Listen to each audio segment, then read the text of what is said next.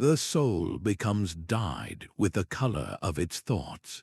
Marcus Aurelius wrote those words not for an audience, but as a private reminder of where true power resides. Behind every great leader in history lies a hidden mental fortress, a disciplined inner world built through specific Stoic meditations.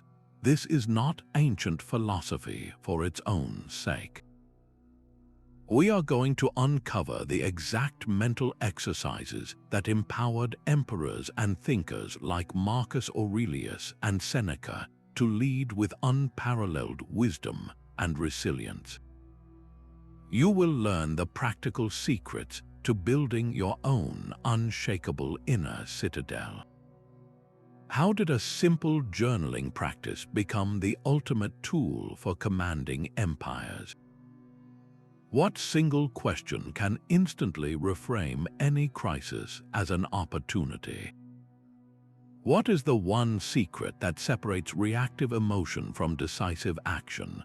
What would change if you could access the same source of calm that guided history's most legendary figures? Where do you go when the outside world becomes overwhelming?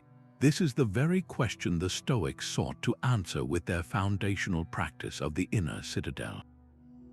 It is not a physical place, but a mental fortress you build within yourself, a sanctuary of tranquility and reason that remains untouched by external chaos. The Roman Emperor Marcus Aurelius described the soul as an impregnable fortress, noting that into this citadel no one can enter without your consent.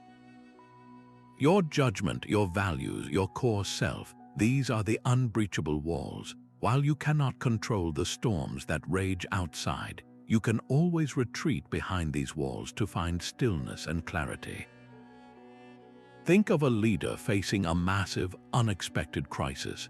Panic and noise swirl around them, yet they remain composed. This is not a lack of feeling, but a profound strength. They have momentarily stepped into their inner citadel, accessing a place of calm reason from which decisive action can flow. They are not ignoring the problem, they are confronting it from a position of unshakable strength, separating the event itself from their reaction to it. The turmoil is outside the walls, but inside, the leader's mind is clear.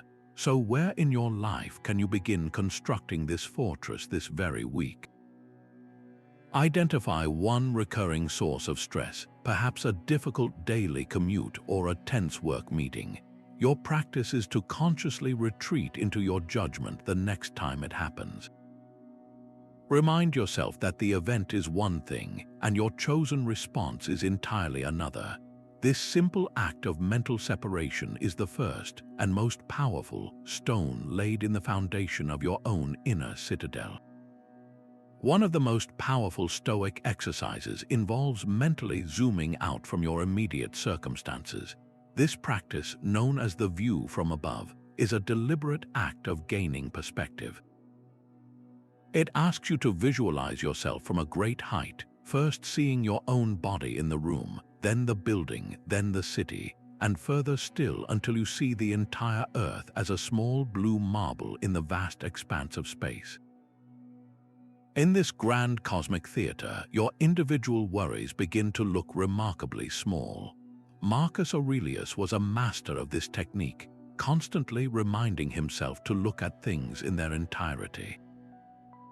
He would write about the countless generations that have come before and the countless more that will follow, noting how the greatest empires and the loudest complaints are all reduced to the same dust, forgotten in the flow of time. He saw human affairs as a brief, fleeting dance on a tiny stage. This is not meant to make your life seem meaningless, but to free you from the tyranny of the trivial. That stressful meeting, that harsh comment, that minor setback, when viewed from this cosmic vantage point, loses its power to dominate your emotional state. Before your next important presentation or difficult conversation, pause for just 30 seconds and perform this mental zoom. See yourself in the room, then the building, then the city from above. Remember that in the grand scheme of the cosmos, this single moment is a tiny speck. This perspective drains the anxiety from the situation, replacing it with a calm objectivity. The goal is not to become detached from life, but to engage with it more effectively, unburdened by the weight of self-importance. The next time a minor problem threatens to consume your entire day, take a mental flight above it. Watch as the issue that felt so massive just moments ago shrinks back to its true, manageable size, leaving you with the clarity and space to act, not just react. What if actively imagining your worst fears could actually make you fearless? This is the startling promise of the Stoic practice known as Premeditatio Malorum, the premeditation of evils. It sounds counterintuitive, even morbid, but this was a cornerstone exercise for building unbreakable resilience. The goal is not to wallow in negativity or attract bad outcomes, but to systematically disarm fear by confronting it in the safety of your own mind. You are vaccinating yourself against future anxiety. The Stoic philosopher Seneca powerfully advocated for this. He would regularly set aside time to mentally rehearse losing his wealth, his status, even his loved ones. He did this not because he desired these losses, but to prove a profound point to himself. By walking through the worst-case scenario in his imagination, he discovered that these so-called evils were often survivable, and that his capacity for virtue remained intact. He wrote that we suffer more often in imagination than in reality. This practice strips the unknown of its terrifying power. Consider a leader preparing for a high-stakes public speech, terrified of forgetting their lines and facing a silent, judging audience. Instead of trying to suppress that fear, they lean into it with Premeditatio Malorum. They close their eyes and vividly imagine it happening. The words freeze on their tongue. The silence stretches, then they imagine their response. They take a calm breath, smile, glance at their notes, and continue with composure. They have just rehearsed not the failure, but their resilient recovery from it. When you premeditate a challenge, you are not preparing for the event to happen. You are preparing your response for if it happens. The fear loses its edge because you have already lived through it and emerged on the other side. So what challenge are you quietly avoiding? Take a moment to mentally rehearse it, visualize the specific setback occurring, and then, most importantly, focus on how you would respond with strength, patience, and wisdom. How would your calmest self handle it? By doing this, you are not inviting trouble. You are building an inner arsenal of calm, pre-written responses, ensuring that when life inevitably surprises you, you will not be caught off guard, but ready to act from a place of profound preparedness. The Stoics believed that the key to unlocking your potential lies not in fighting reality, but in loving it. This is the profound principle of Amor Fati, a love of one's fate. It is the ultimate acceptance, the active and enthusiastic embrace of every single thing that happens, the good, the bad, and everything in between. This mindset does not mean passive resignation. It is a dynamic, powerful stance that transforms every obstacle into fuel for your growth and eliminates the corrosive energy of resentment. The philosopher Epictetus, born a slave, embodied this. He taught that you should seek to welcome every event, not as an interruption to your life, but as the very material assigned to you for building your character. He said, "Do not seek for things to happen as you wish, but wish for things to happen as they do, and you will go on well." This is the mental shift from seeing a setback as something that happened to you, to seeing it as something that happened for you. Consider the historical example of Thomas Edison. When his massive laboratory complex, a lifetime of work and prototypes, was consumed by a fire, he did not collapse into despair. He reportedly told his son, "There is great value in disaster. All our mistakes are burned up. Thank God we can start anew." In that moment, he was not just accepting the catastrophe, He was actively embracing it, loving his fate, and seeing the hidden opportunity within the ashes. This is Amor Fati in action, turning a devastating professional defeat into the very fuel that propelled him to rebuild and innovate with even greater clarity. So think of one recent difficulty in your own life, a frustration or a disappointment. How might you begin to see it through this new lens? What if this exact situation, with all its apparent hardship, was precisely the material you needed to develop a strength you did not know you possessed? To love what is necessary is to find a hidden power within the events you never would have chosen. Every moment of stress or frustration can be traced back to a confusion about a single, simple distinction. The Stoics called this the dichotomy of control, and it is the ultimate filter for a clear mind. It is the practice of relentlessly sorting every single thing in your life into one of two categories: what is up to you and what is not. This is not a philosophical suggestion. It is the foundational doctrine from which all other Stoic practices flow.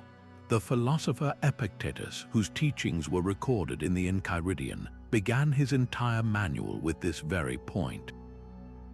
He stated that some things are within our power while others are not.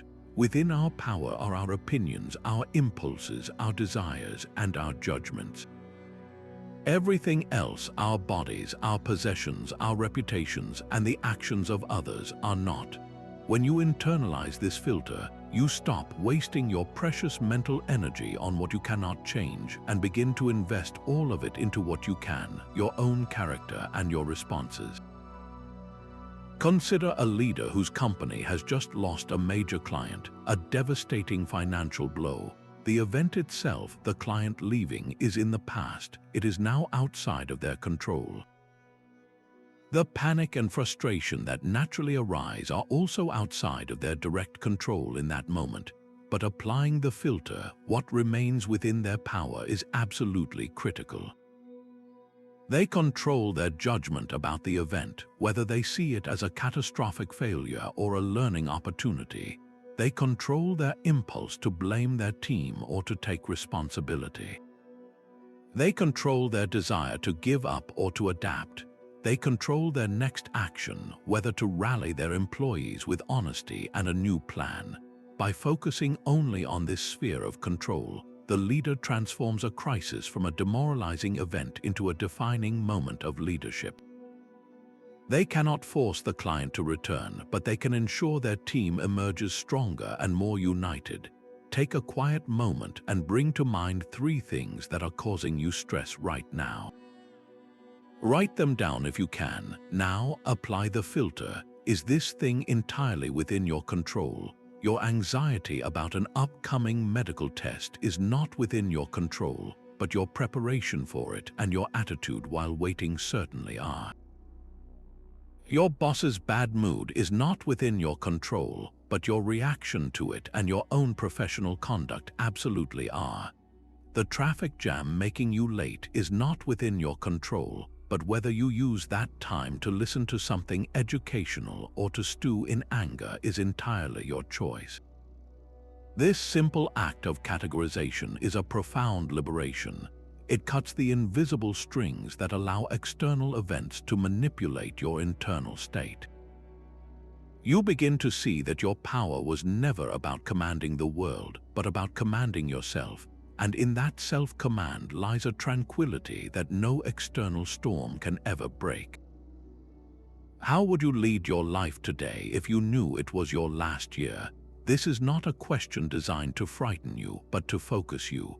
It lies at the heart of the Stoic practice known as Memento Mori, the remembrance of death. Far from a morbid obsession, this was considered the ultimate tool for energizing a life of purpose. The Stoics saw the awareness of our finite time not as a source of dread, but as the very force that clarifies our priorities and injects our days with profound meaning and urgency. Marcus Aurelius constantly returned to this thought in his private writings, reminding himself, "You could leave life right now. Let that determine what you do and say and think." He was not dwelling on the end, he was using its certainty to filter out the noise, the pettiness of a grudge, the hesitation on a meaningful project, the hours wasted on trivial anxieties. All of it melts away when viewed through the lens of a limited and precious existence. This meditation instills a deep and active gratitude for the simple fact of being alive. It sharply reduces our attachment to status, possessions, and the opinions of others, because we know we cannot take any of it with us. What remains is the essence of a life well lived, our character and our contributions. Consider a visionary leader like Steve Jobs, who, after being diagnosed with a terminal illness, spoke of how remembering he would soon be dead was the most important tool he had ever encountered to make the big choices in life. He said that remembering you are going to die is the best way to avoid the trap of thinking you have something to lose. You are already naked. There is no reason not to follow your heart. This is Memento Mori in its most potent form, not as a paralyzing fear, but as a liberating force that propelled him to pursue ambitious, meaningful projects without delay, precisely because he was acutely aware that his time was limited. So bring this practice into your own life with a simple but powerful exercise. Take a moment and write down one thing you would immediately stop doing if you fully embraced the truth of Memento Mori. Perhaps it would be complaining about minor inconveniences or procrastinating on a creative project that matters to you. Then, write down one thing you would start doing with urgency. Maybe it would be having that difficult but necessary conversation, or dedicating real time each week to a passion you have long neglected.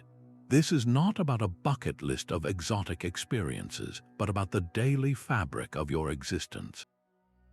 It is about choosing, right now, to live a life driven by what truly matters, precisely because you understand that your time to do so is finite and incredibly valuable.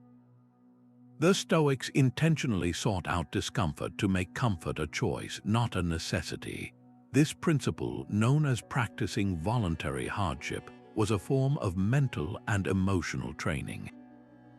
They believed that by periodically exposing themselves to what they feared most, primarily poverty and deprivation, they could build an immunity to the shock of real loss.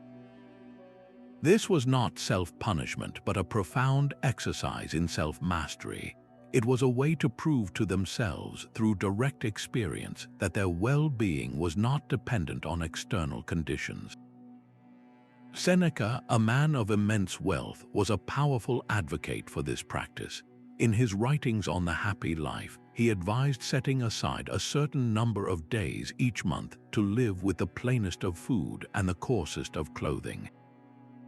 He instructed his readers to actually go through the experience of poverty, saying, "If you want to know whether you have learned how to live, test yourself by poverty." A person who is not sated with a little is sated with nothing. The goal was to confront the specter of loss head-on and discover that you would, in fact, be okay. You would still be you, your character, your reason, your inner freedom, these remained intact. This realization is incredibly liberating.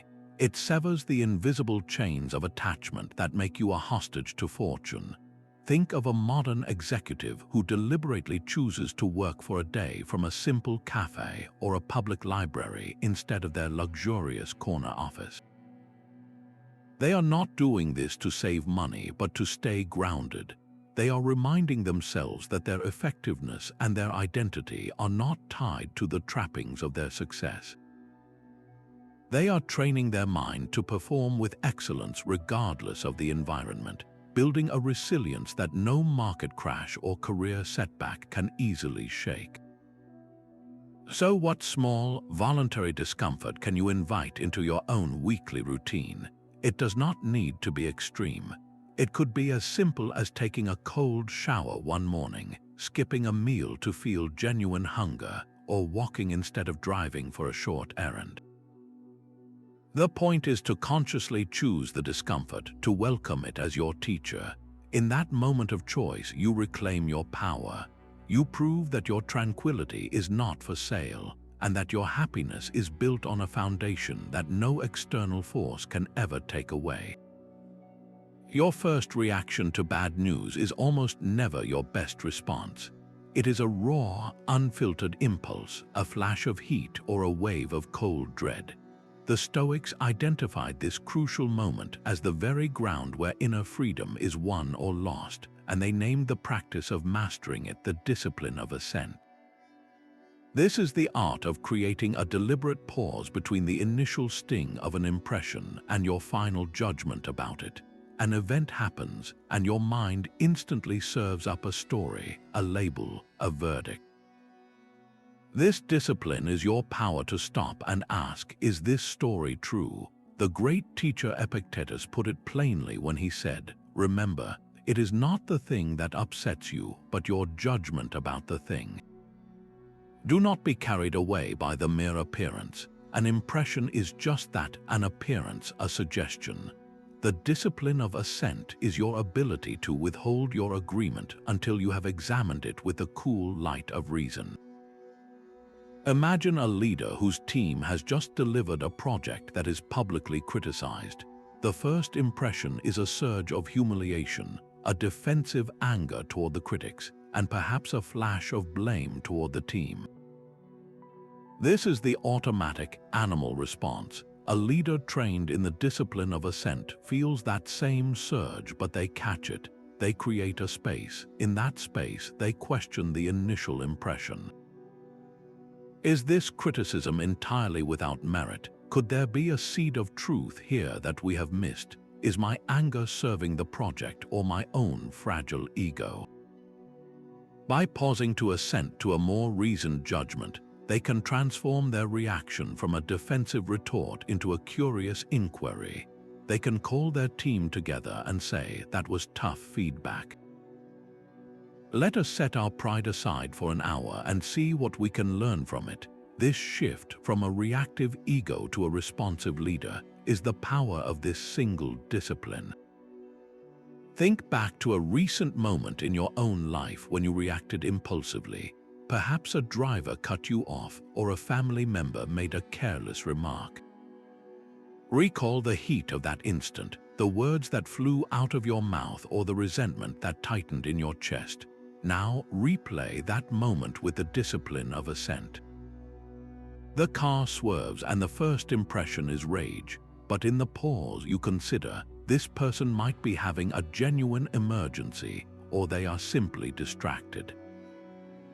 My anger will not make them a better driver, but it will poison my next 20 minutes. The remark is made and the first impression is hurt.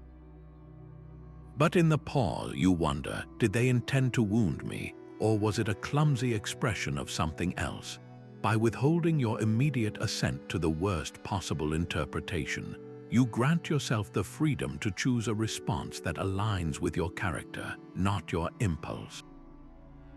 This tiny space is where you build your sovereignty over a chaotic world. Before sleep, the greatest Stoic leaders engaged in a quiet conversation with their conscience. This was their nightly ritual, a deliberate and structured examination of the day now past. They called it their evening review, and it was far more than a simple replay of events. It was a rigorous audit of their own character, a way to measure their actions against the unwavering ruler of Stoic virtue.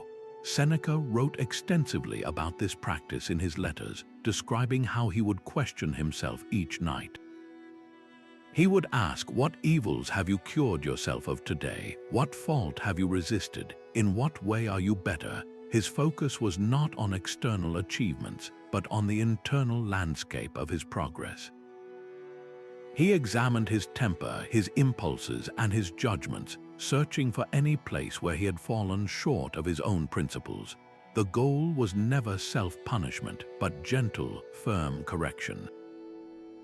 It was a schoolroom for the soul, with the day's events as the lesson plan.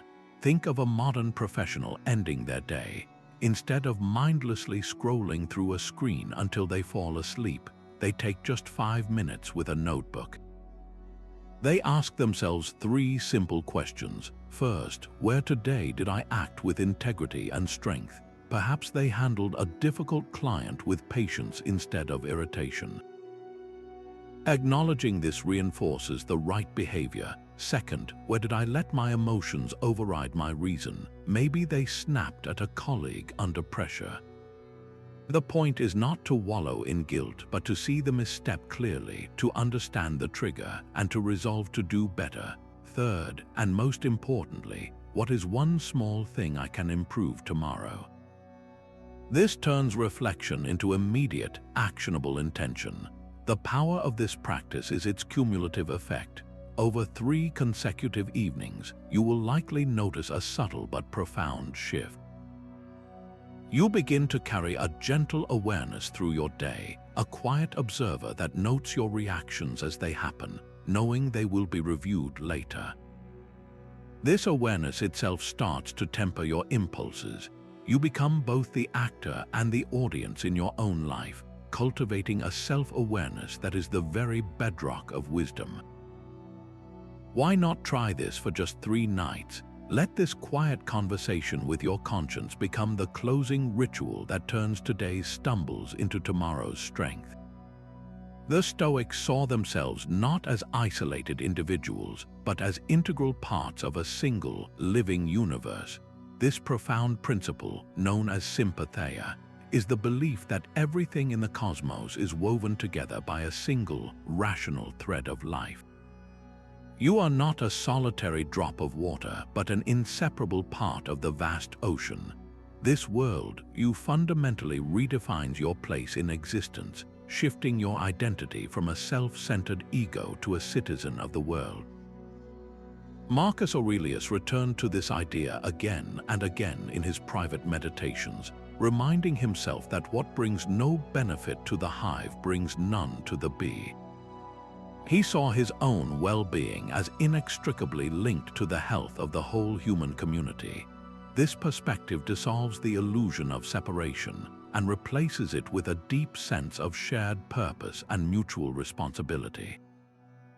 Your personal challenges are no longer just your own private burdens, but part of the universal flow, the very material the cosmos has provided for you to contribute your unique strength and virtue. When you internalize this, your motivations shift from what is good for me to what is good for the whole. A leader who operates from this place of sympatheia makes radically different decisions.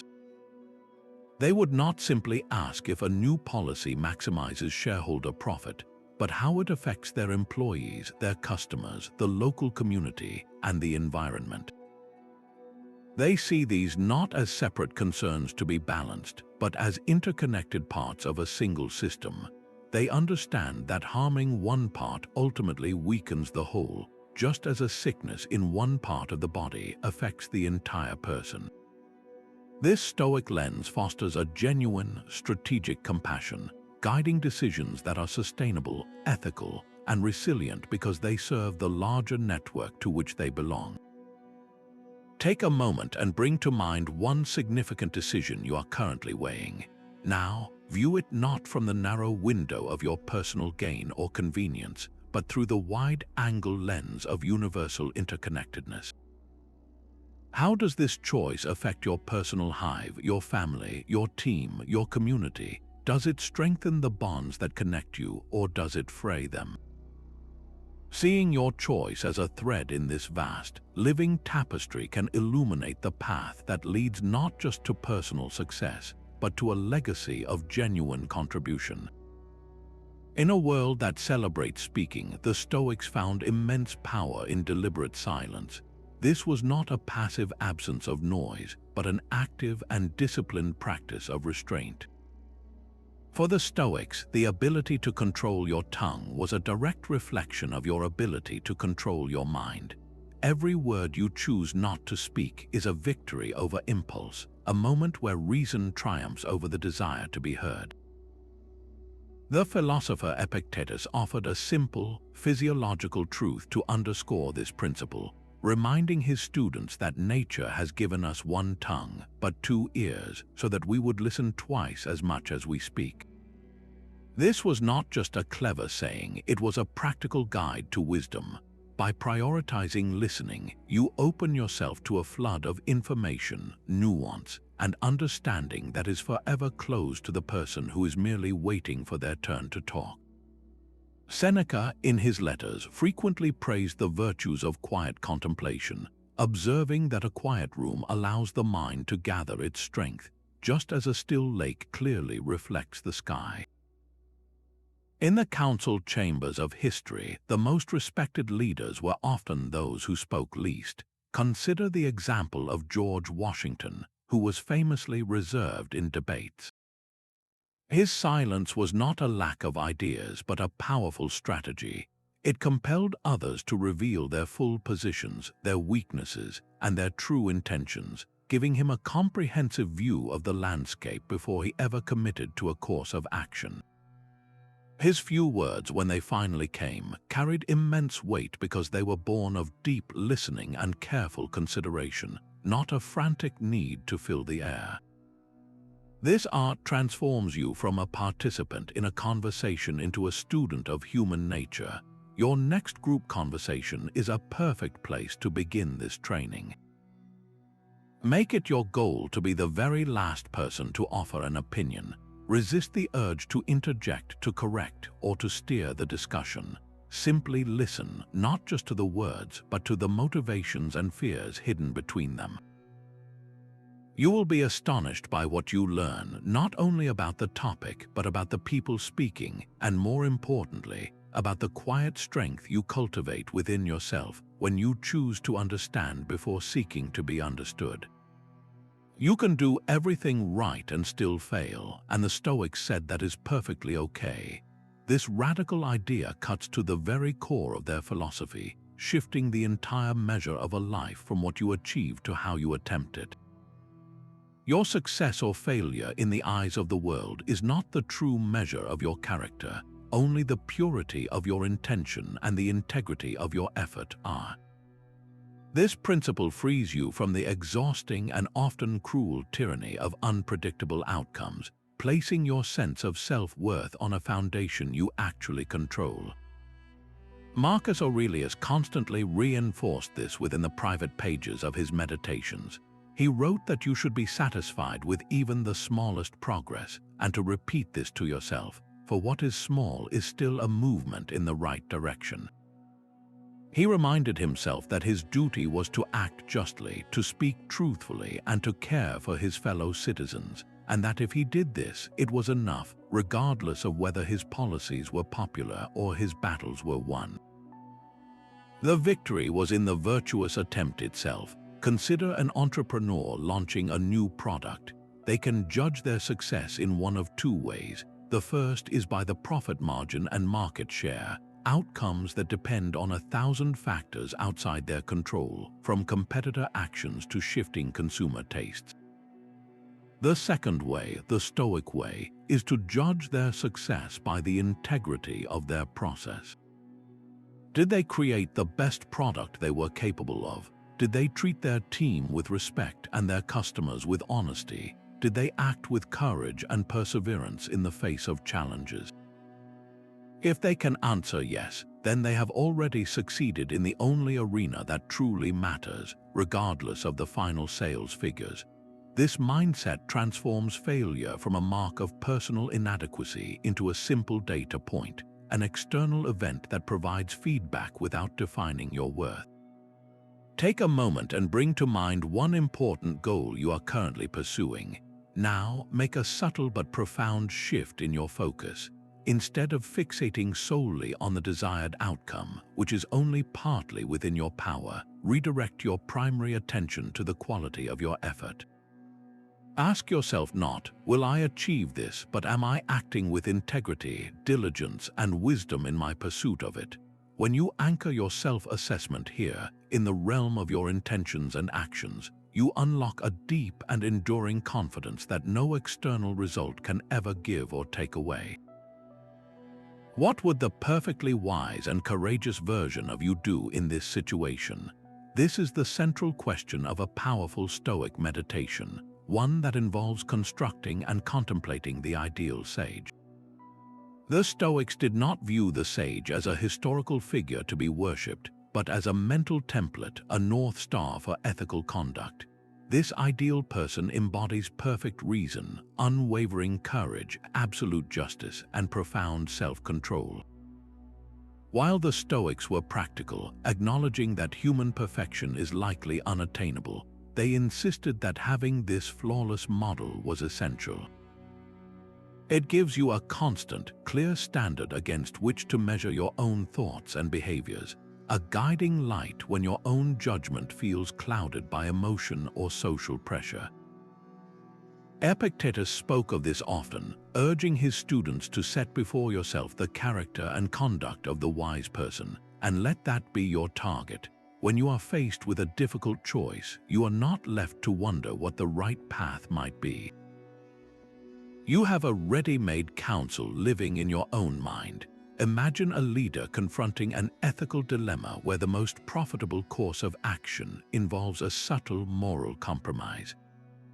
The pressure from stakeholders is immense. In this critical moment, the leader pauses and turns inward, asking not what is easiest or most profitable, but what would my ideal sage choose?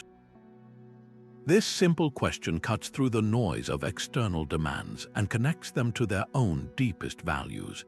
The ideal sage would choose integrity over short-term gain, courage over convenience, and the long-term health of the community over immediate applause. This mental reference point provides the clarity and conviction to make a decision they can respect themselves for in the morning. Your own ideal sage is uniquely yours, built from the virtues you most admire and aspire to. To make this practice tangible, take a moment to define this figure for yourself. Write down 3 core qualities of your personal ideal sage. Perhaps it is unshakable calm in the face of chaos, or radical honesty even when it is difficult, or boundless compassion for those who are struggling. Keep this short list somewhere you will see it daily. Let this constructed ideal become your most trusted advisor, the silent partner in all your decisions, constantly guiding you to become the person you know, deep down, you are capable of being. For the Stoics, thankfulness was not a passive feeling, but an active recognition of providence. It was a fundamental duty, a rational response to the simple, staggering fact of existence itself. This practice goes far beyond saying thank you for a gift. It is a disciplined exercise in reframing your entire perception of the world, training your judgment to see the opportunity and the gift hidden within every single circumstance, especially the difficult ones. Marcus Aurelius left us a profound example of this in his private writings, where he meticulously listed the things he was grateful for. His lists were not grand or abstract. He expressed thanks for his grandfather's good character, for the teacher who taught him to endure labor, and even for the simple, reliable functioning of his own body. He trained himself to see the providence, the rational benevolence of the universe in the most ordinary details of his life. This was not naive optimism. It was a warrior's recognition that every piece of his existence, pleasant or painful, was material for building his virtue. You can bring this Stoic duty into your own life with a simple, powerful morning ritual. Before the day's demands rush in, pause for just 1 minute. Mentally acknowledge 3 specific things you are grateful for in that moment. The first could be a basic gift of existence, like the warmth of the sun or the ability to see. The second could be a person or a lesson from your past. And the third, this is the Stoic twist, should be a potential difficulty you anticipate today. Be grateful for that demanding meeting because it is an opportunity to practice patience and clarity. Be thankful for that tedious chore because it trains your discipline.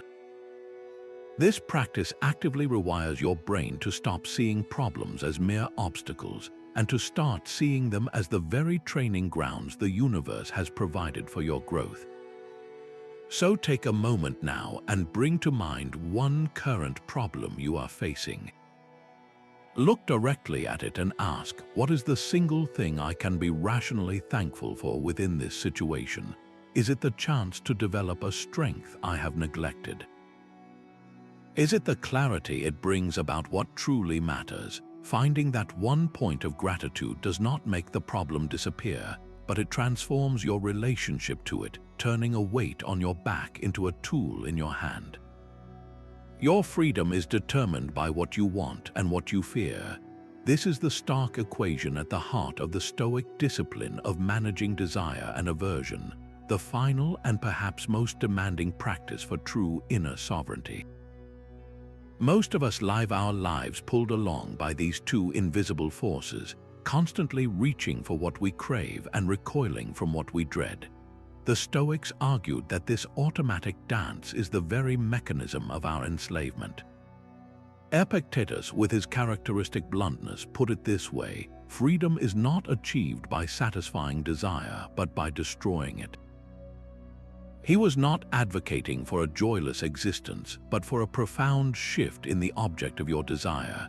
The problem is not wanting good things, but wanting external things that are fickle and ultimately outside your command. When your happiness depends on getting a promotion, you hand the keys to your inner state over to your boss. When your peace is shattered by the fear of public criticism, you make yourself a hostage to public opinion. Liberation comes from transferring your desire inward to the only thing you truly own, your own character and your virtuous intentions. Consider a leader at a crossroads offered a lucrative deal that would require cutting ethical corners. The desire for wealth and status is a powerful primal pull. The aversion to losing this opportunity, to the potential regret, is equally strong. A leader trained in this discipline feels these forces but pauses to examine them. They ask, is my desire for this money a healthy preference, or has it become a demand that will compromise my integrity? Is my fear of missing out rational, or is it an aversion I must overcome to remain true to myself? By choosing the path of integrity, they are not choosing poverty, they are choosing freedom. They are declaring that their self-worth is not for sale and that their tranquility is more valuable than any external reward.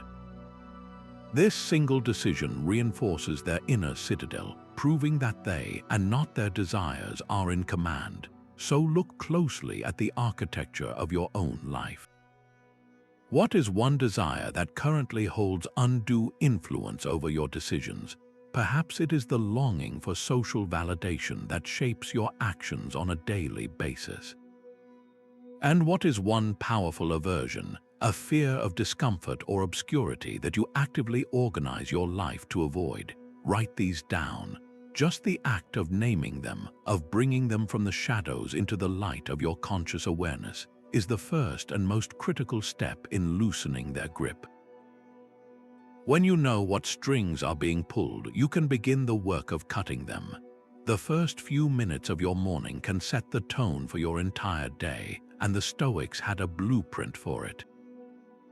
This was their morning meditation, a quiet rehearsal for the challenges to come, a mental inoculation against the chaos of the world. Before the sun was high, a Stoic practitioner would sit in silence and deliberately walk through the hours ahead. They would visualize their tasks, yes, but more importantly, they would anticipate the potential irritations, the difficult people, the unexpected delays. They were not worrying, they were preparing. In this mental space, they would reaffirm their core commitment to the four cardinal virtues: wisdom to see things clearly, justice in all their interactions, courage to face adversity, and temperance in their desires and reactions. The private writings of Marcus Aurelius, which we now call his Meditations, were born from this very practice. They were not composed as a book for publication, but as his personal morning philosophical preparation, a series of notes to himself to gear up for the immense burdens of leading an empire. He wrote to remind himself of his purpose, saying, "When you wake up in the morning, tell yourself, the people I deal with today will be meddling, ungrateful, arrogant, dishonest, jealous, and surly." He did not say this to cultivate cynicism, but to ground himself in reality, to accept people as they are rather than as he wished them to be. This pre-acceptance stripped these behaviors of their power to surprise and offend him. You can adopt this powerful ritual with a simple 3-step modern routine. First, find just 5 minutes of quiet. Mentally scan the day you are about to enter. Acknowledge 1 or 2 specific challenges you might face, perhaps a tense meeting or a tedious chore. Second, set a single virtue intention.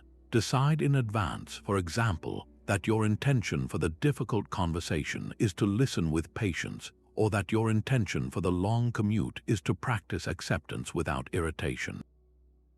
Third, and most crucially, actively remember the dichotomy of control. Remind yourself that you cannot control the traffic, but you can control your focus on a podcast. You cannot control your boss's mood, but you can control your commitment to professional conduct. This sequence transforms you from a passive participant in your day into its active architect. Why not try this for just 1 week? Observe any subtle shifts in your daily resilience. Do you find yourself less thrown by minor annoyances, more centered when real problems arise? This morning meditation is not about creating a perfect day, but about forging a more resilient you, ready to meet whatever the day brings with a calm and purposeful heart. The Stoics did not believe in reinventing the wheel of virtue. They studied the masters. They understood that wisdom did not have to be discovered anew in every generation, but could be absorbed from those who had already walked the path with excellence. This practice went far beyond simple hero worship.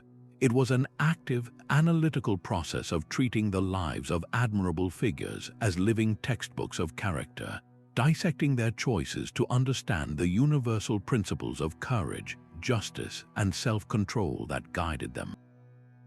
Seneca's letters are filled with this practice. He constantly quoted and reflected upon the deeds of figures like Cato the Younger, holding him up as a model of unwavering integrity.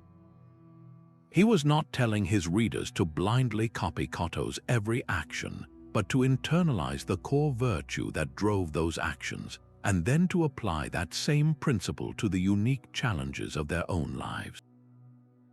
For a modern leader, this translates into creating what you might call a personal board of directors, a curated group of historical or contemporary figures whose traits you wish to cultivate. One person might seat Abraham Lincoln for his profound empathy and resilience. Another might invite Marie Curie for her relentless intellectual curiosity, and still another might look to a grandparent known for their quiet generosity. The goal is to have this counsel in your mind, ready to be consulted. When faced with a complex ethical dilemma, you can ask, what would Lincoln's compassion guide me to do here? When tackling a difficult intellectual problem, how would Curry's patience inform my approach?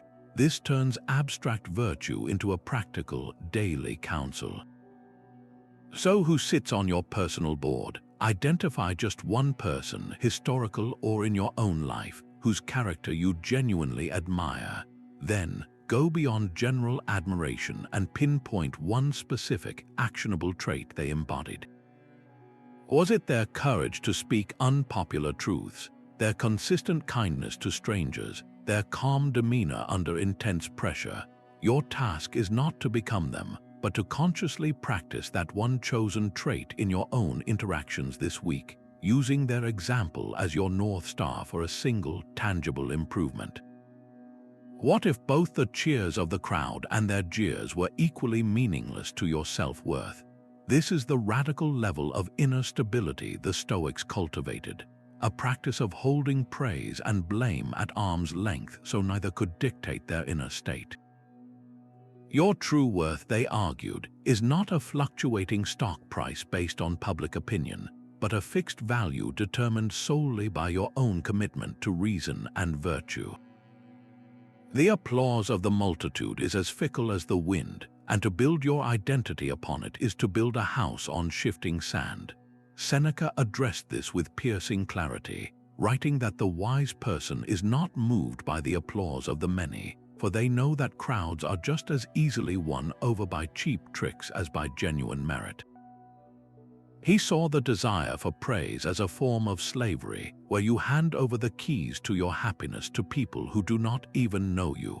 Your character, your intentions, your actions, these are the only things you truly own and the only things that can ever define you. Imagine a leader who has just received a prestigious industry award. The room is on its feet, the spotlight is warm, and the temptation to let this moment become part of their identity is immense. A leader grounded in this Stoic practice can fully enjoy the honor, appreciating it as a pleasant external, much like a beautiful sunset, yet they do not internalize it. They understand that this award is not proof of their worth, just as last year's criticism was not proof of their failure. Their self-assessment was settled long before they walked onto that stage, based on the quiet question, did I act with integrity and wisdom in my work? The award is a welcome decoration, but it is not the foundation of the house. Now, flip the scenario. The same leader wakes to a barrage of harsh, public criticism in the media.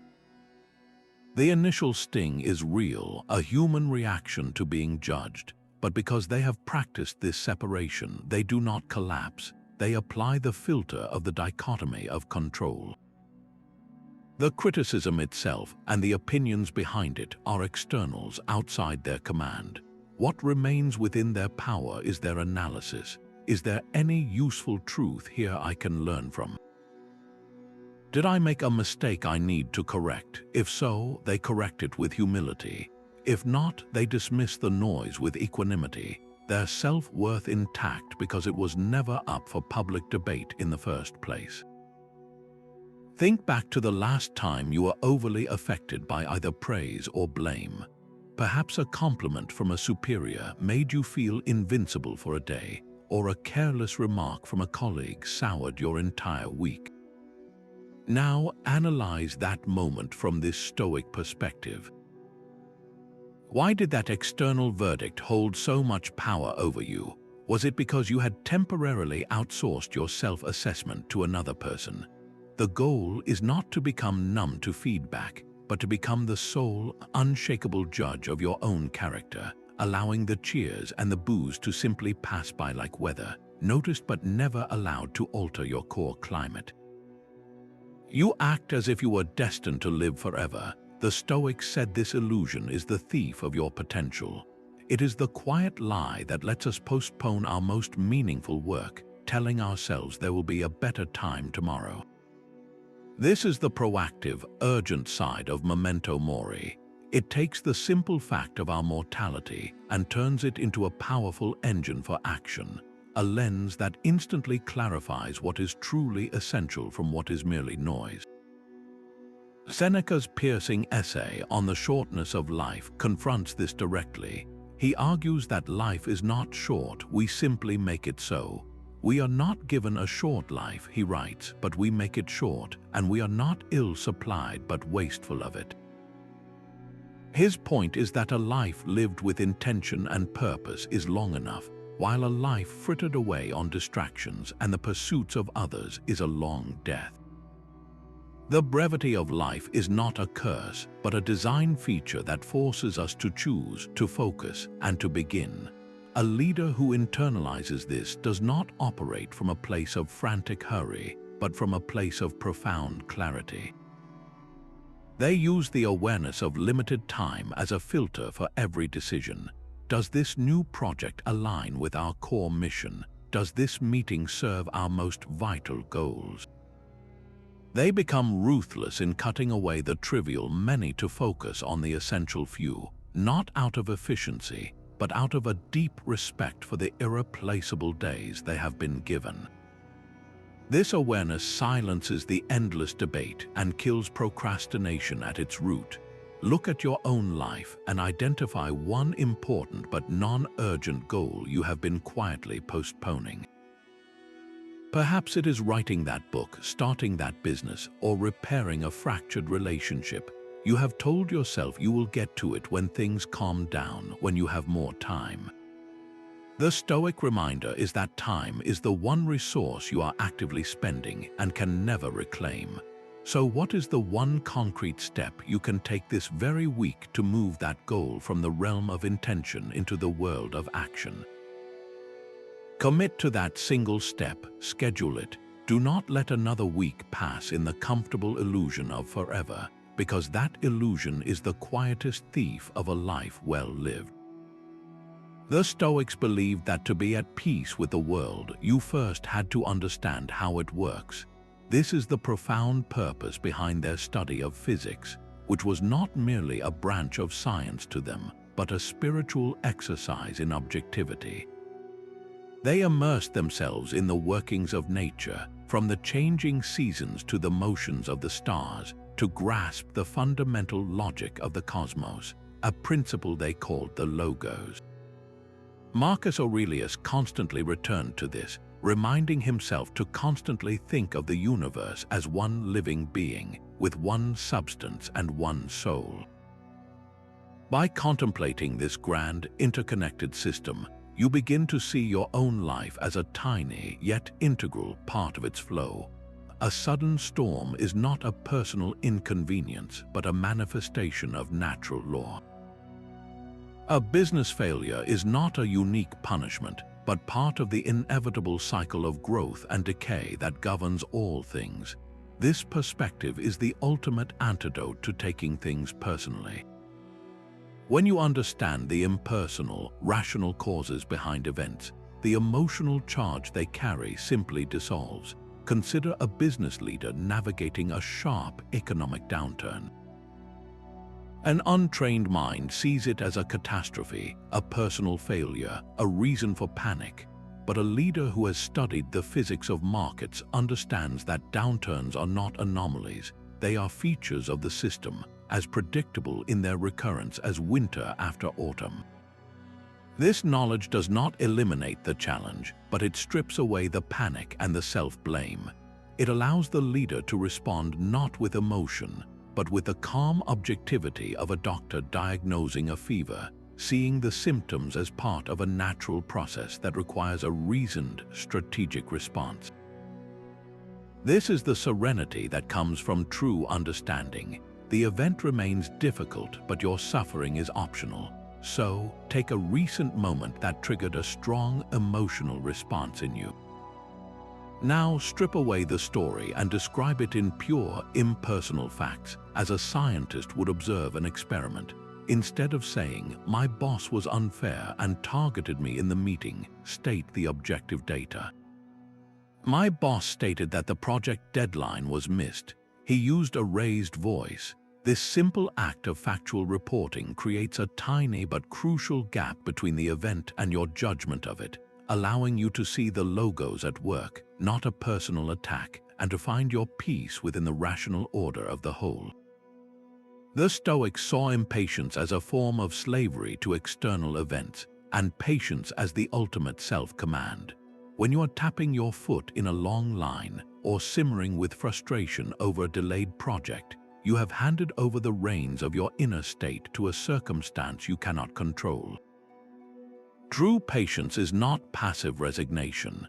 It is an active, muscular virtue, the disciplined ability to endure delay or provocation without surrendering your inner peace or abandoning your core principles. This is the dichotomy of control applied over the dimension of time. You cannot control the traffic jam, but you absolutely control whether you spend that time in a state of agitated fury or in calm reflection.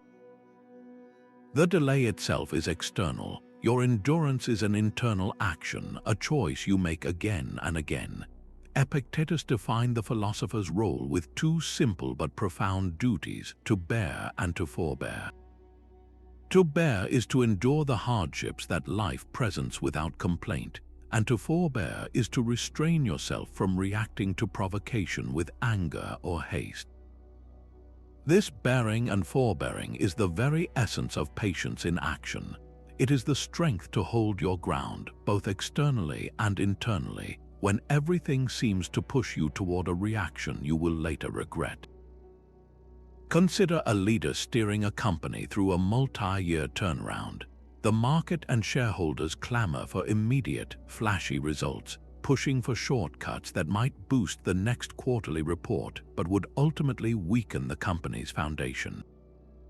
A leader cultivating stoic patience understands this pressure is an external, a noise to be acknowledged but not obeyed.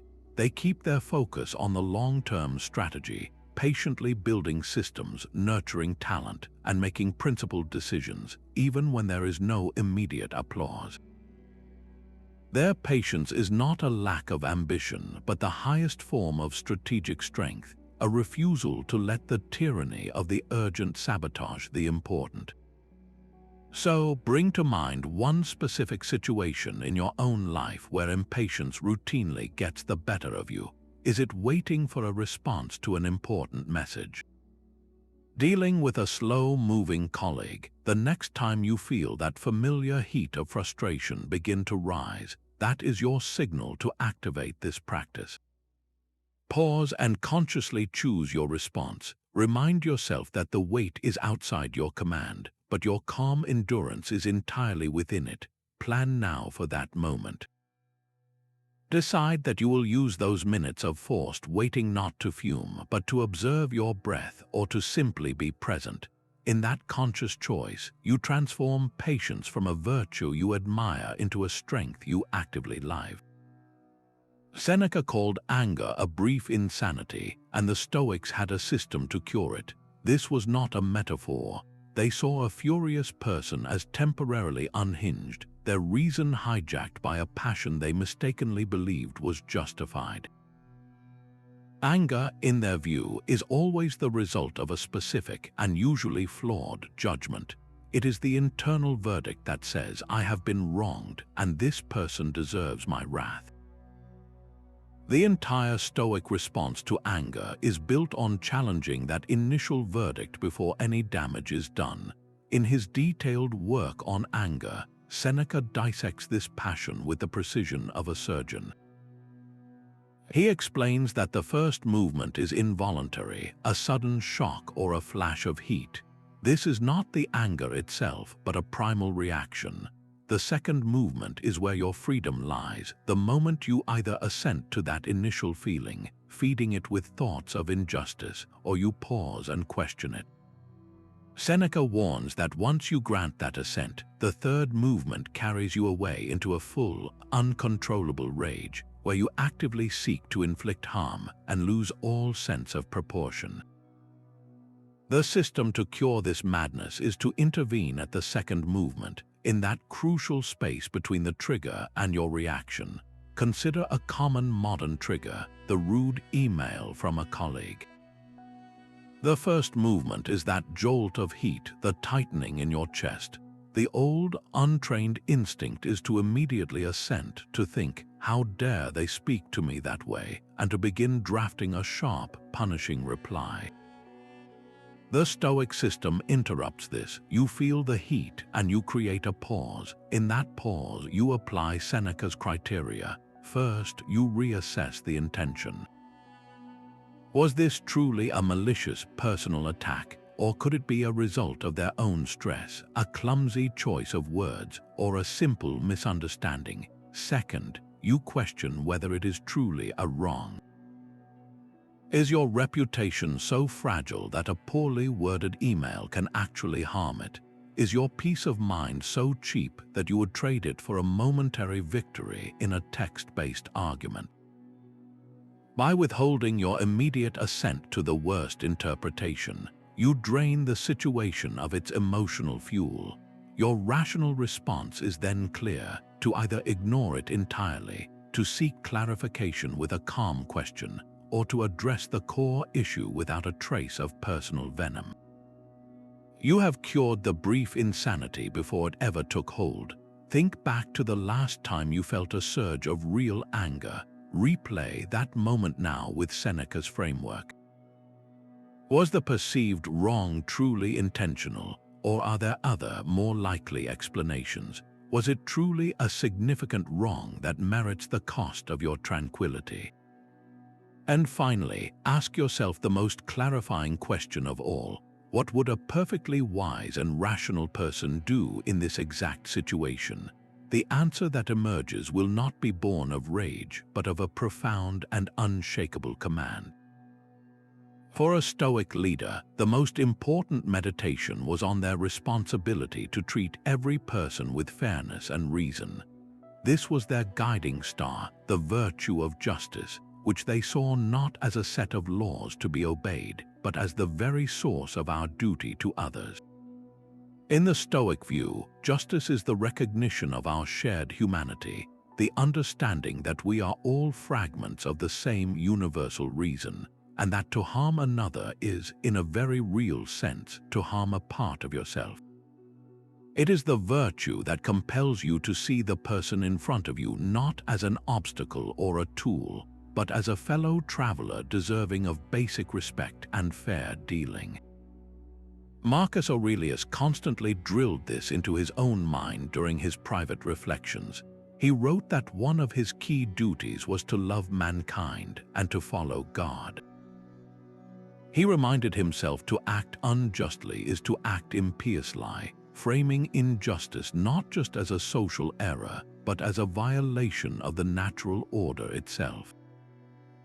He specifically instructed himself to frequently consider the connection of all things in the universe and their relation to one another, because this perspective naturally fosters a sense of mutual obligation and kindness.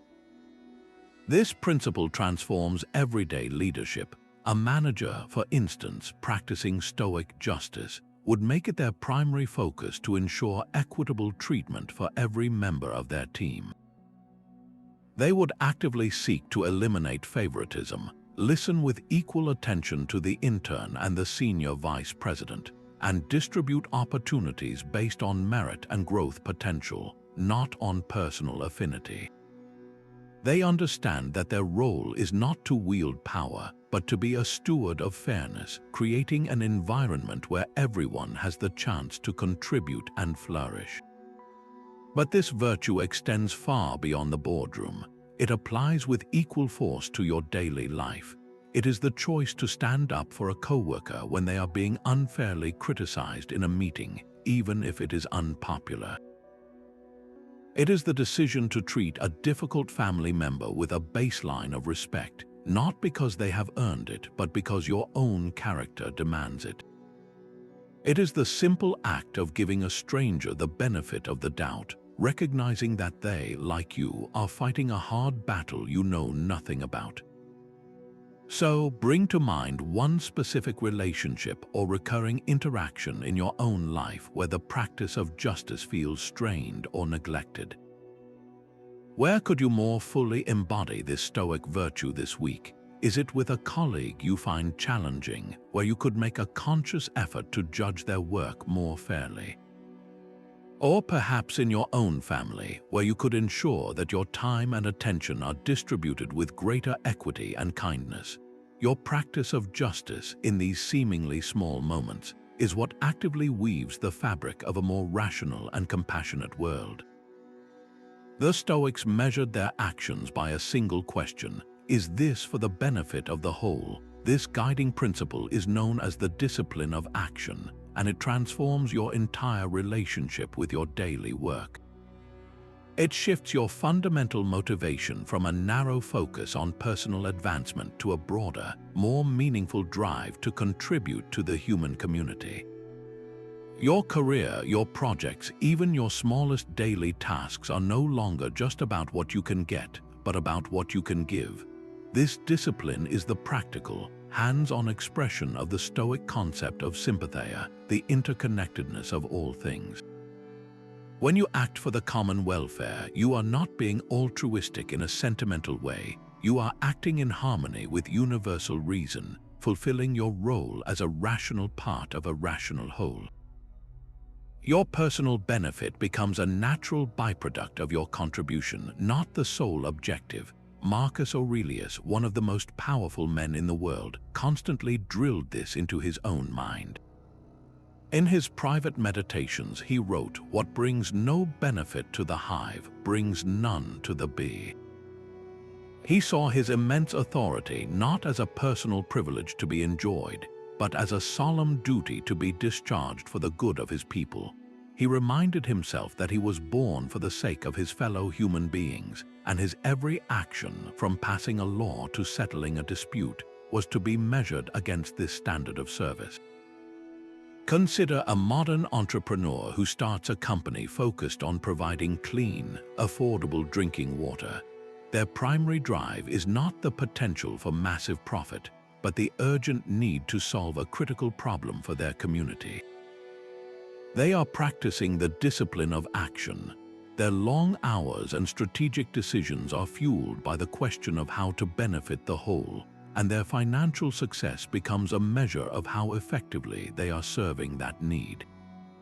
This mindset creates a business that is both resilient and deeply respected because its purpose is aligned with the common good. Now, look at your own life. Take a quiet moment to review the tasks that will fill your day tomorrow. Identify just one routine action, perhaps a report you need to write or a meeting you need to lead. How could you reframe this single task if you saw it not as an obligation to your job, but as a genuine contribution to your team, your company, or even your customers? When you begin to infuse your work with this sense of service, even the most mundane duties take on a new dignity and purpose, connecting your individual effort to the vast, interconnected hive of humanity. The Stoics carried mental pocket knives, short and sharp phrases that could cut through confusion in an instant. These were not long philosophical treatises, but pre-rehearsed maxims designed to be deployed in the heat of the moment, instantly pulling the mind back from the precipice of raw emotion and into the clear light of reason. A single memorized phrase like "this too shall pass," or "it is not what happens but how I respond," acts as a cognitive trigger, a shortcut to the wisdom you have already stored within. The Enchiridion of Epictetus is essentially a manual of these very tools, a collection of direct, actionable commands for living. He did not write it as a theoretical exploration, but as a field guide for his students, filled with sharp, memorable lines ready to be used when life became difficult. Imagine a leader standing outside a conference room, about to enter a high-stakes negotiation where tensions are sure to run high. Instead of letting anxiety cloud their judgment, they pause for 3 seconds and repeat their chosen maxim to themselves: "What is within my power?"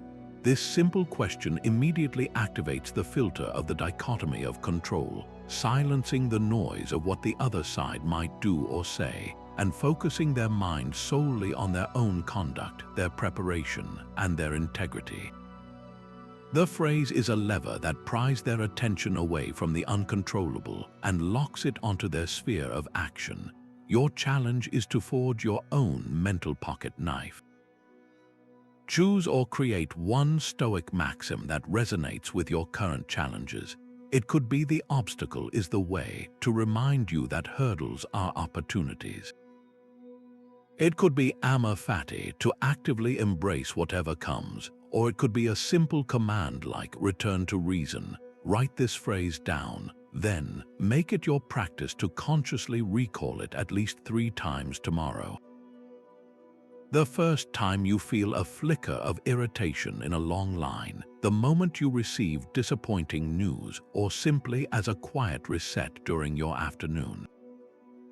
This single, sharp phrase is your anchor, and with each use, you strengthen your ability to command the chaos, not be commanded by it. Some storms cannot be navigated around, they must be sailed through, and the Stoics taught how to do it with grace. This is the final frontier of their philosophy, applying its principles not to the challenges we can overcome, but to the hardships that are simply unavoidable. Illness, the loss of a loved one, the natural decline of our bodies with age, these are not problems to be solved, but realities to be met. The Stoic shift is profound.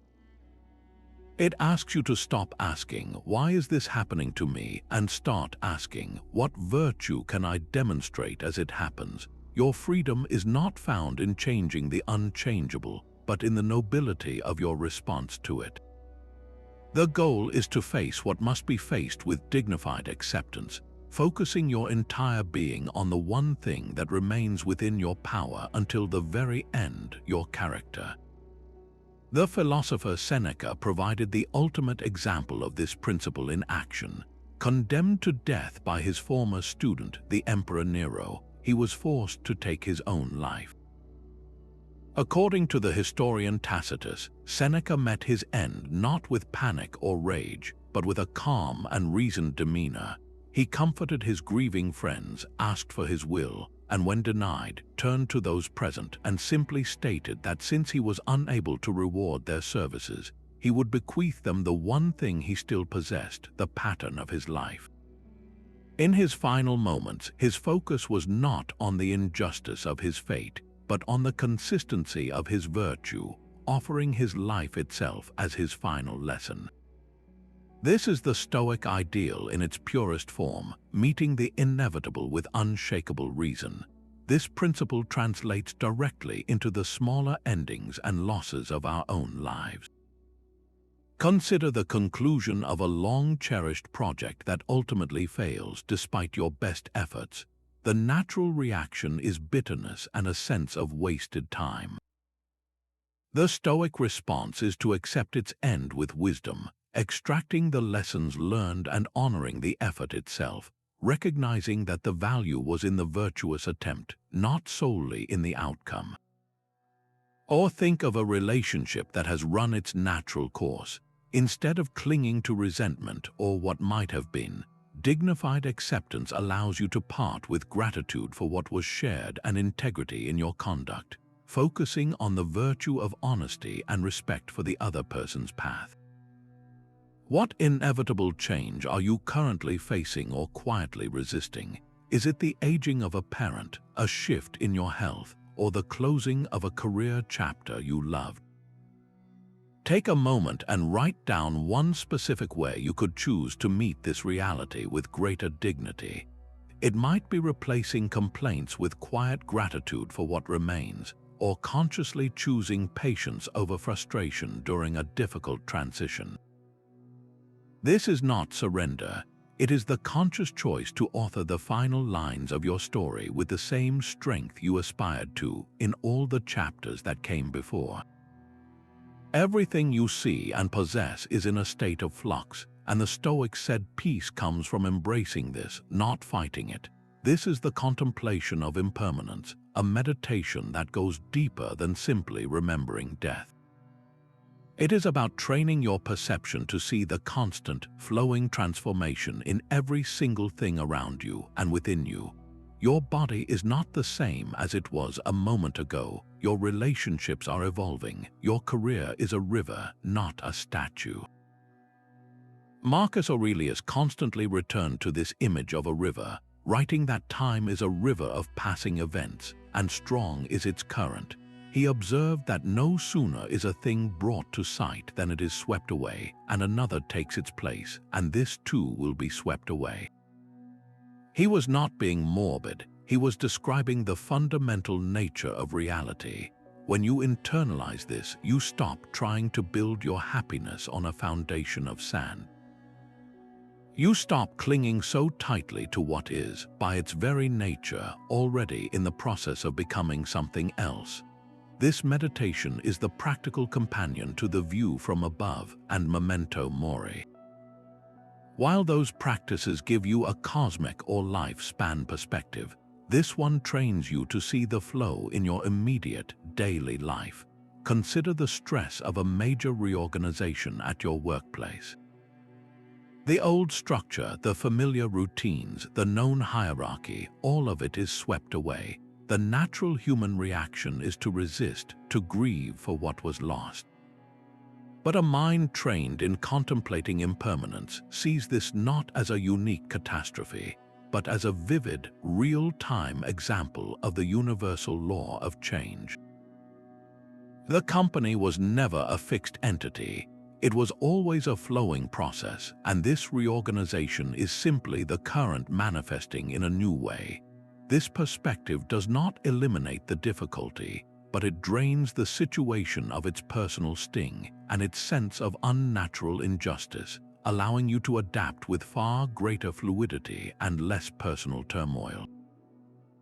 The same applies to the natural evolution of a family. Children grow up and leave home, roles shift, dynamics change. Fighting this flow is a recipe for suffering.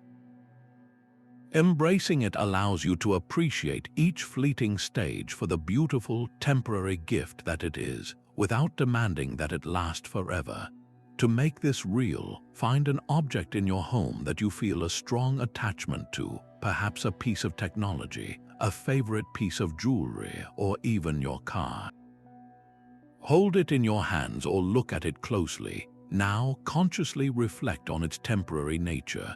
See it not as a permanent possession, but as a temporary gathering of atoms that currently has this form and function. Visualize it in a year worn down by use. See it in a decade, perhaps obsolete or broken.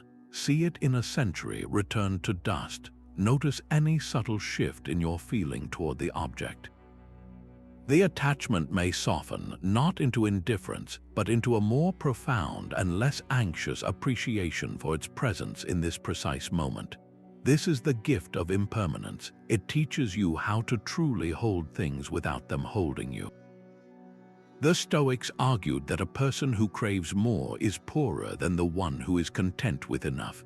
This turns our entire modern understanding of wealth on its head. True wealth, in their view, is not an overflowing bank account, but an internal state of sufficiency, a mind so rich in virtue that it no longer feels the desperate hunger for external validation or possessions. It is the profound realization that you already possess everything you need for a good life within your own character. External assets, from money to status, were classified by the Stoics as preferred indifference. This means they have no moral weight. It is preferable to have health rather than sickness, comfort rather than poverty, but these conditions do not make you a good or a bad person. They are tools that can be used well or poorly. The real poverty, the kind that truly diminishes a person, is a soul that is needy, jealous, and perpetually anxious, a mind that believes its worth is something to be purchased from the outside world. Seneca tackled this confusion directly in his work on the happy life. He draws a sharp line between the wealth of the wise person and the mere possessions of the fool. The wise person, he explains, possesses their wealth while the fool is possessed by it. A person of modest means who has mastered their desires and cultivated inner peace is, by Stoic standards, truly affluent. They are the emperor of their own inner world. In stark contrast, a billionaire tormented by the fear of loss, driven by insatiable greed for the next deal, and chronically dissatisfied is, in the most meaningful sense, destitute. Their soul is a barren landscape, incapable of enjoying the very riches they have accumulated. Their fortune is a prison of their own making, and they are its most anxious guard. So, pause for a moment and assess your own wealth by this ancient, demanding standard. How much of your daily mental energy is consumed by a desire for things that lie entirely outside your control? The promotion, the newer car, the approval of a particular person, each of these cravings is, in the Stoic ledger, a subtraction from your true net worth. Each time you believe your happiness depends on acquiring something you do not have, you are actively choosing a form of poverty. The real measure of your riches is found in the quiet spaces of your mind, in the contentment that remains when everything you cannot command is stripped away. Let's now see how these separate threads of Stoic wisdom are woven together into the fabric of a single, purposeful day. A Stoic leader's day begins not with a phone, but with a quiet moment of solitude. In the first light of dawn, they perform their morning meditation, mentally rehearsing the day ahead. they recall the words of Marcus Aurelius, reminding themselves that the people they will meet today will be meddling and ungrateful, and they accept this not with cynicism, but as a simple fact. They set a single virtue intention for the day, perhaps to practice justice in every interaction. This morning ritual is the foundation upon which everything else is built. As they move into their workday, a difficult conflict arises during a team meeting. A colleague sharply criticizes their proposal. The first flash of heat is the involuntary impression. But here, the discipline of assent creates a crucial pause. They hear Seneca's warning about anger as a brief insanity, and they withhold their immediate agreement to the story of being attacked. They apply the dichotomy of control, recognizing the colleague's words are an external, but their response is entirely their own. They choose to respond with a calm question, seeking to understand the root of the concern, and in doing so, they practice the justice they intended that morning. Later, when a major project is suddenly delayed by forces outside their command, they do not rage against the circumstance. Instead, they recall the view from above, seeing the setback as a tiny speck in the grand flow of time. They whisper the maxim Amor Fati, actively embracing this new challenge as the raw material for practicing patience and resilience. The obstacle has become the way. As evening falls, the final practice begins. The leader takes out their journal for the evening review, just as Seneca advised. They ask themselves gently, where today did I act with integrity? They acknowledge the moment they successfully applied assent, and where did I fall short? Perhaps they note a moment of impatience with a slow-moving report. They do not punish themselves, but simply resolve to do better tomorrow, turning today's stumbles into tomorrow's strength. This is how the practices breathe together, each one supporting the next in a continuous cycle of self-mastery. The morning intention sets the stage, the daily disciplines navigate the chaos, and the evening review closes the loop, ensuring every day is a step toward greater wisdom. What would your ideal Stoic day look like? You do not need to adopt them all at once. Choose just 2 or 3 of these practices that resonated most with you, and sketch out how you could weave them into the rhythm of your own tomorrow. The greatest leaders in history discovered their power not in external strategies, but within the quiet confines of their own minds.